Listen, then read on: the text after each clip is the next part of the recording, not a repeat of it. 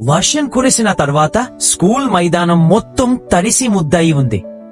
ఆ మైదానం చివరున్న బెంచ్ పై చిన్న అబ్బాయి అర్జునో ఒంటరిగా కూర్చొని దిగులుగా చూస్తూ ఉంటాడు. అతని షూ తెగపోయి ఉంది. అందుకే ఆ రోజు ఆటల్లో పాల్గొనలేకపోయాడు. చిన్నవాడే అయినా తన అసహాయ పరిస్థితి అతన్ని ఇంకా బాధపెడుతుంది. ఆ సమయానికి అతని అత్యంత సన్నిహితుడు రాహుల్ అక్కడికి వచ్చాడు. అర్జున్ ముఖం చూసిన వెంటనే ఏం జరిగింది, ఎందుకు ఇలా ఒంటరిగా కూర్చున్నావు అని ప్రేమగా అడిగాడు. అర్జున్ నెమ్మదిగా తన తెగపోయిన షూను చూపిస్తూ, అమ్మ కొత్తది తెచ్చే డబ్బు లేదు, అందుకే నేడు ఆడలేకపోతున్నా అని కన్నులు కిందకు వేశాడు.